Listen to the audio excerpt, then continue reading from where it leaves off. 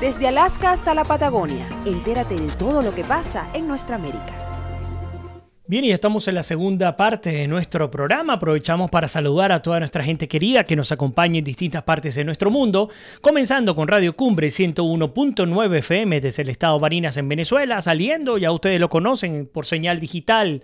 No tenemos la oportunidad, Conatel no nos permite salir al aire como es de esperarse en un país donde no existe la libertad de expresión, pero afortunadamente en los Estados Unidos sí podemos salir y decir, pues, con responsabilidad, tener total libertad para decir lo que consideremos pertinente. Así que quiero enviar un especial abrazo a nuestra audiencia de Fusión 90.7 FM desde Houston, Texas, en los Estados Unidos, y también a nuestra gente de CNC Florida Central, nuestro canal de televisión digital. Y en el viejo continente también envío un inmenso abrazo a nuestra gente de Ideal a Radio FM, Ideal Radio FM desde Málaga, España. Hoy en América es Noticia colocamos en Bajo la Lupa a...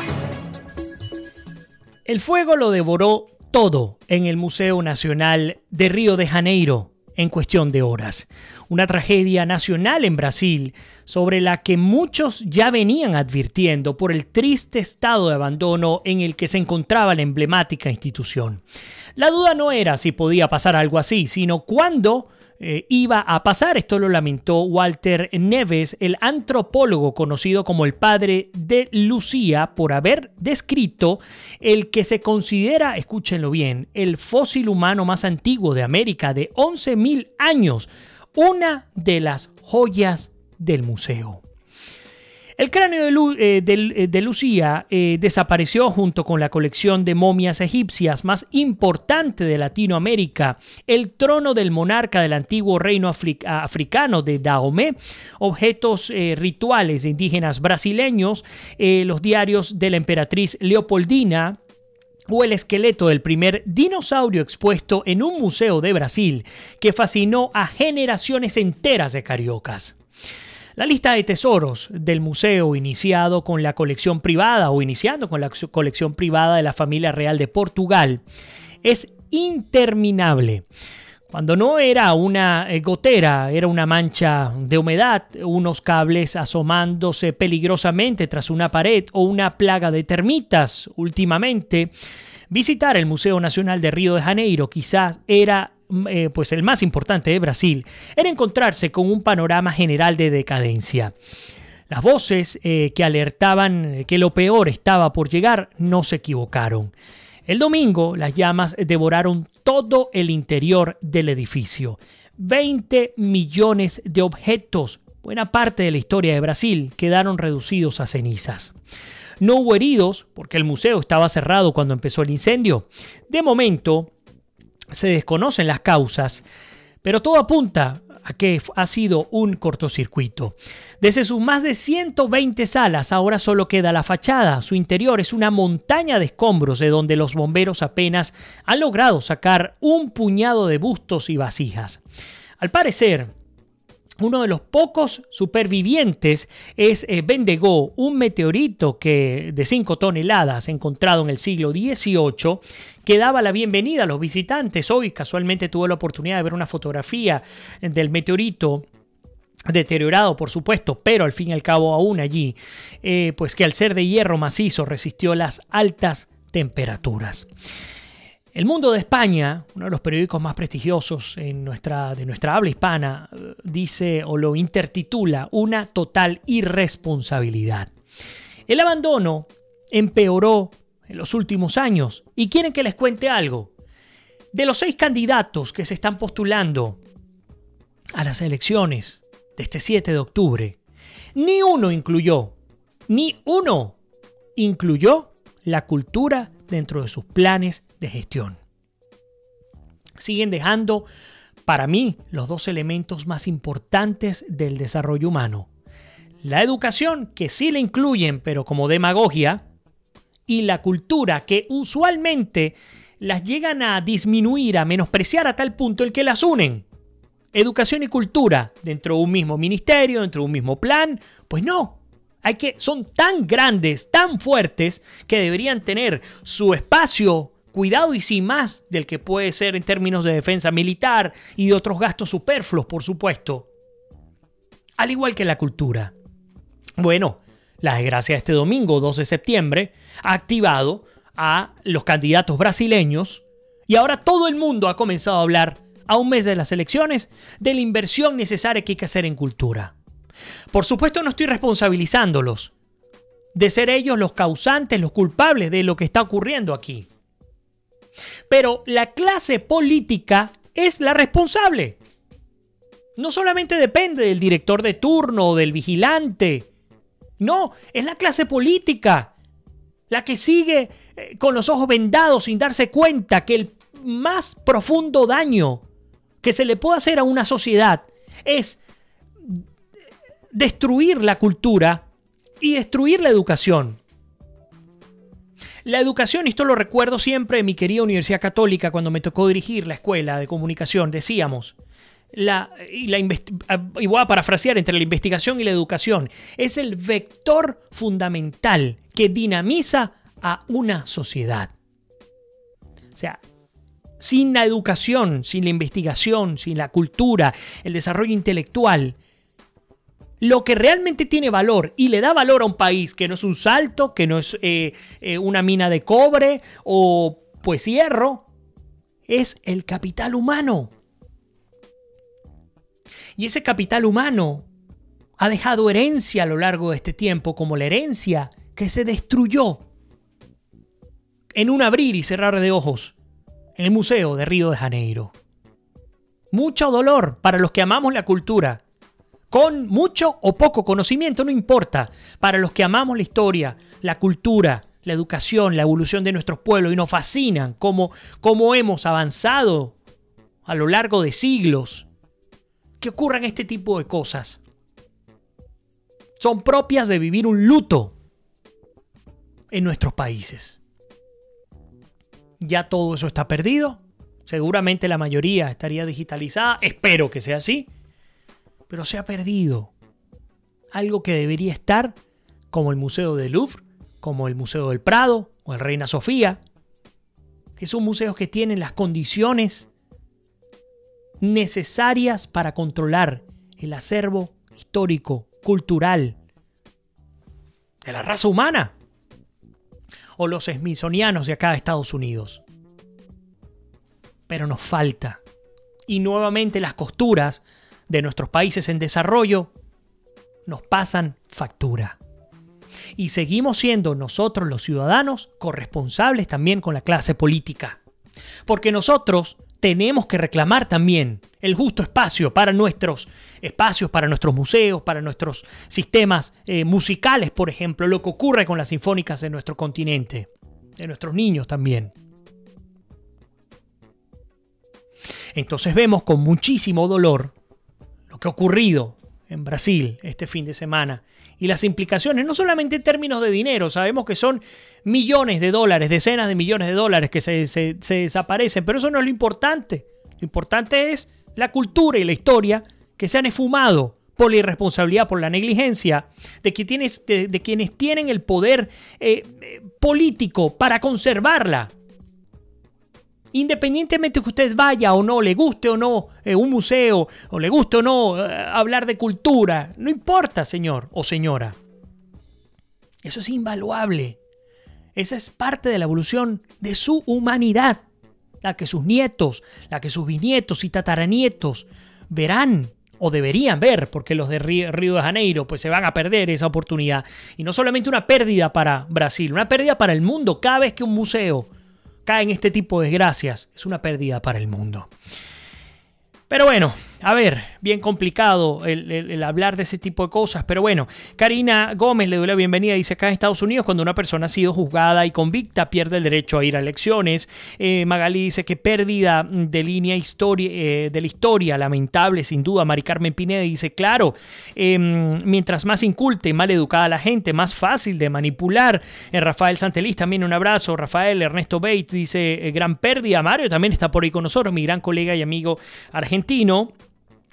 Por ahí nos dice Alejandro, aquí en Venezuela, la cultura en el suelo, pero por supuesto que no en el caso venezolano, pero Brasil, que pertenece a las primeras 15 economías del mundo, que tiene recursos económicos increíbles. Oye, ¿por qué dejar a un lado algo tan importante que prevalece en el tiempo como la cultura? Pero bueno, dejamos la cultura un rato que nos pega fuerte y nos vamos ahora a Nicaragua. Al reino de la incultura, que no es otro que el gobierno de Daniel Ortega. El hecho es que Ortega, para que lo sepan, no se siente culpable por la muerte de los manifestantes en protestas en Nicaragua, así como ustedes lo están escuchando. Una entrevista a Ortega por parte de medios internacionales, la tengo acá, no sé si nos dé tiempo de leerla completa, pero el hecho es que el presidente de Nicaragua, Daniel Ortega, niega que haya sofocado las protestas con represión, aunque ustedes y yo lo vimos y aún estando afuera, imagínense lo que ha ocurrido allá adentro. No se siente responsable de las muertes en las calles durante los últimos meses y culpa, a ver, ¿a qué no me adivinan a quién culpa Nicaragua?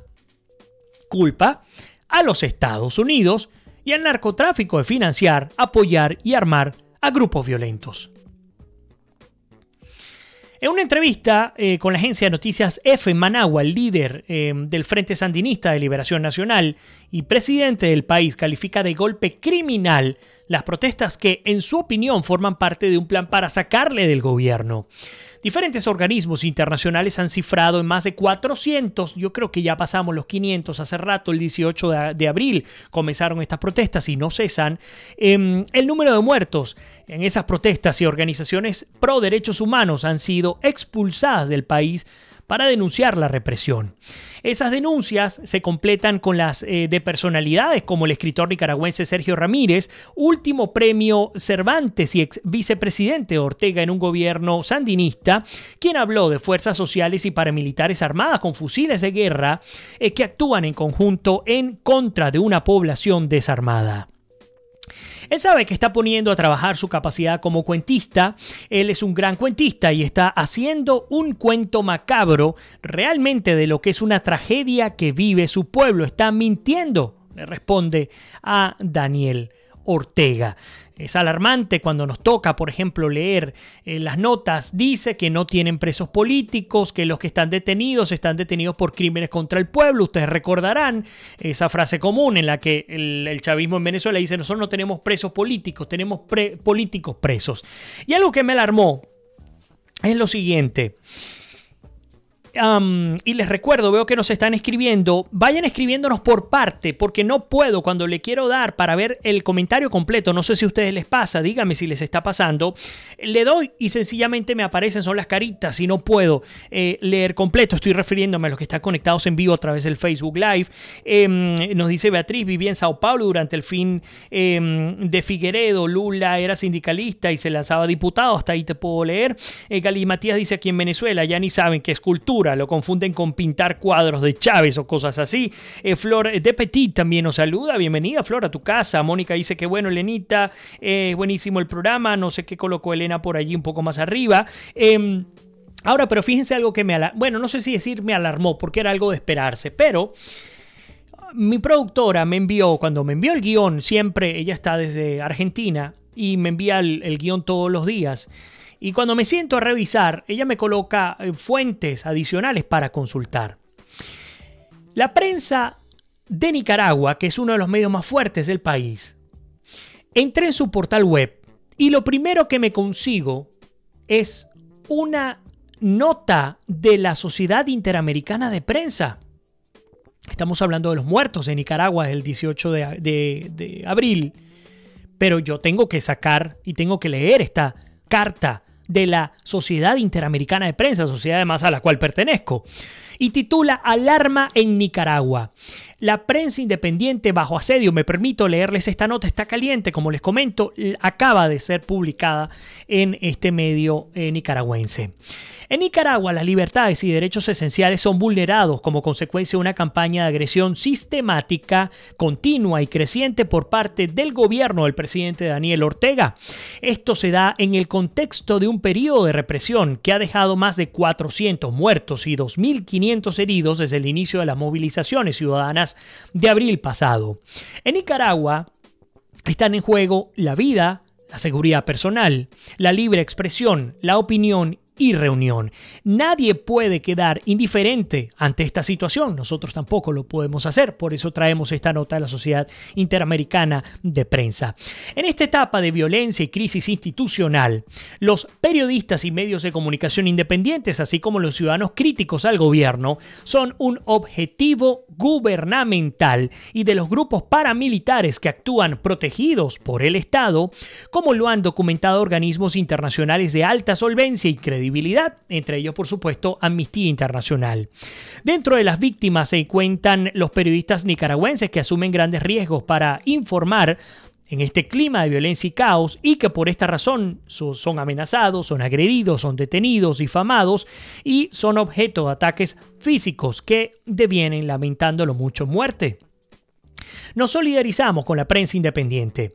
Responsabilizamos al gobierno de Ortega por los hechos de violencia contra los medios, los periodistas y sus familiares. Exigimos el cese inmediato de los actos de agresión, de intimidación y amenaza y demandamos que se investiguen de manera exhaustiva todos los actos violentos y se hagan cumplir las medidas de protección a periodistas y sus familiares dictadas por la Comisión Interamericana de Derechos Humanos. Reiteramos la solicitud a la comunidad internacional realizada durante la visita a Nicaragua de la misión de la CIP y de Reporteros Sin Fronteras a buscar con determinación mecanismos de diálogo con el gobierno de Nicaragua que desemboquen en una salida democrática a la crisis política y social en un clima de respeto a las libertades de todos los nicaragüenses, firmado por la Sociedad Interamericana de Prensa, 30 de agosto del 2018.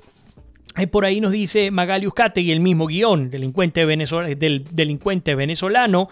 Sí, sin duda, por ahí nos dice Mónica, todos los populistas corruptos y criminales culpan a los Estados Unidos. Ortega es uno de ellos. Y fíjense que justamente voy a hablar de este tema porque, perfecto, ya leímos la nota de la Sociedad Interamericana de Prensa, pero quiero leer brevemente algunos comentarios o algunas respuestas al tema de la entrevista a Daniel Ortega. Fíjense, por ejemplo, dice, ¿y ahora usted sostiene que Estados Unidos está detrás de los incidentes? Le pregunta el periodista de la agencia de noticias EFE. La misma historia, después que nosotros dejamos el gobierno, fuimos a elecciones en 1990, reconocimos los resultados de esas elecciones teniendo un Consejo Supremo Electoral lleno de sandinistas, entramos en el gobierno y ahí mismo vino una política para buscar cómo restaurar todo lo que era el poder económico, político y cultural que habían impuesto los Estados Unidos, para variar. Dice, ¿tiene alguna prueba de que el gobierno de Estados Unidos está detrás de las personas que salen a la calle a protestar contra su gobierno? Ortega responde, es clarísimo, retornamos al gobierno y viene la hostilidad de los Estados Unidos y lo primero que hicieron fue retirarnos de la cuenta Reto del Milenio, que formaba parte de un proyecto acordado con el gobierno anterior para colocar fondos en toda Centroamérica. A Nicaragua la castigaron porque el frente no es democrático para los Estados Unidos e inmediatamente se empezaron a organizar los grupos armados. Por supuesto, le pregunta quién le da arma a estos grupos y dice que habla de una actividad que se origina desde la extrema derecha en Florida, es que pareciera que el guión es exactamente el mismo. Está diciendo que los que protestan en la calle contra su gobierno, por un lado están apoyados y financiados por los Estados Unidos y vinculados al narcotráfico. Exactamente, eso es una continuidad, dice Daniel Ortega, negando completamente que las juventudes sandinistas y que los grupos paramilitares y parapoliciales que hemos visto en las calles de Nicaragua asesinando a mansalva, masacrando al pueblo nicaragüense, existan. Para él, nada de esto existe y es parte del drama que vive hoy día Nicaragua. Por eso es que hay que estar encima de este país y denunciando cada vez que tengamos la oportunidad lo que ocurre en Nicaragua. Pero bueno, de Nicaragua nos vamos ahora rápidamente a Argentina. No podemos dejar a Argentina también por fuera, al igual que en el caso de Venezuela. En el caso de Venezuela, mucho peor, por supuesto, pero me refería al caso de la magnitud de lo que vive Brasil, pues mientras Cristina Fernández de Kirchner está siendo investigada, ha ido a declarar en Comodoro Pi por estos hechos de corrupción, por los cuadernos de las coimas, Mauricio Macri vive su peor momento como presidente de la Argentina y tiene poco más de medio mandato ya cumplido. De hecho, ya se están moviendo las fibras para pactar con el Fondo Monetario Internacional pero para llegar hasta ese punto, el gobierno de Macri tendrá que recortar, ha sido uno de los requisitos, 100.000 millones de dólares. Y vamos a estar hablando de este tema. El hecho es que hay una incertidumbre financiera con el dólar. Se preguntan los argentinos si hay fin de la flotación libre y una bala de plata. El hecho es que los datos del salto del dólar en el año, el mes y la semana constituyen exabruptos cambiarios que ni el más negativo de los analistas previó para este año. Es que el dólar pasó ya a los 40 pesos argentinos por cada dólar. Alarmante la devaluación que se está viviendo en la Argentina. El cisne negro del dólar dejó al descubierto la falta de un esquema de contención por parte del gobierno y abrió un panorama recesivo potente, por lo menos hasta el fin del año. Imagínense lo que esto implica en términos económicos. Y fíjense que de cara a esto, porque para variar el tiempo se nos va muy rápidamente, quiero incorporar, vamos a colocarlo por acá que no se me vaya nada, las frases más fuertes y más importantes del discurso de Mauricio Macri. Es que Macri habló desde la Casa Rosada después de un fin de semana en el que tomó decisiones con respecto a la política de gobierno, a la actualidad, el futuro y además habló hasta de su secuestro. En el mensaje grabado que envió Macri, el presidente hizo diferentes referencias a la actualidad y al futuro de su gobierno. Además de anuncios, hizo hincapié en la situación económica y política. Por ejemplo, entre las frases más resaltantes tenemos las siguientes. Tenemos que avanzar en el equilibrio de las cuentas públicas. No podemos gastar más de lo que tenemos. Ahí hago un paréntesis. Bueno, el equipo de gobierno de Macri ha decidido reducir los ministerios a menos de la mitad. Hay ajustes dramáticos importantes que afectarán a buena parte de los empleados públicos. Es necesario, pero por supuesto, el asunto es que Macri recibió un país hipotecado, un país quebrado, y por supuesto, al implementar medidas económicas para levantarlo, se enfrenta ante estas tempestades que tienen que ver con cómo va reaccionando la economía, sin justificarlo, porque sin duda alguna, y es lamentable, no ha conseguido lograr lo que prometió en campaña. Nada difícil, por supuesto. Ha dicho que se debe terminar con la inestabilidad. O terminar con la inestabilidad iba a llevar tiempo y demandar medidas antipáticas. Parecía que veníamos bien y sentimos ahora que volvemos para atrás. Dice Macri, tomamos medidas que generaron algunas dudas que nosotros como gobierno tenemos que aclarar, y estas dudas han hecho que se genere una corrida financiera del peso argentino al dólar. Afortunadamente los dólares no se han ido, están en los bancos de la Argentina, pero están en dólares, y cada vez que usted cambia, y es natural que lo haga si usted tiene pesos argentinos y siente una inestabilidad del mercado tan fuerte como la que se está viviendo, no quiere tener peso argentino. Y la única manera que llega a tener es, número uno, que se genere confianza, y número dos, que la devaluación se disminuya dramáticamente, como para que ya yo no me vea interesado en cambiar. Por supuesto, en esto influye el Fondo Monetario Internacional, porque al soltar la cantidad suficiente de dólares al mercado para equiparar la oferta y la demanda, eso hará que al menos se mantenga y que no siga subiendo el dólar con respecto al peso argentino. Bueno, continúa Macri diciendo: tengo la fuerza necesaria para seguir. Le dimos un gran impulso al campo, que respondió con una cosecha récord antes de sufrir la sequía más grande de los últimos 50 años. Hablando del aumento de la pobreza, porque es una realidad, empezamos a superar la crisis cuidando a los que más lo necesitan, porque sabemos que la pobreza va a aumentar. Allí que vienen los procesos de manifestaciones, etcétera. También dijo: el golpe que recibimos, el mundo nos vio o los volvió a decir que volvíamos arriba de nuestras posibilidades y con excesivo optimismo. El día de hoy, por cierto, Donald Trump habló personalmente, o por teléfono, mejor dicho, con Mauricio Macri, y le respaldó en las decisiones que ha venido tomando.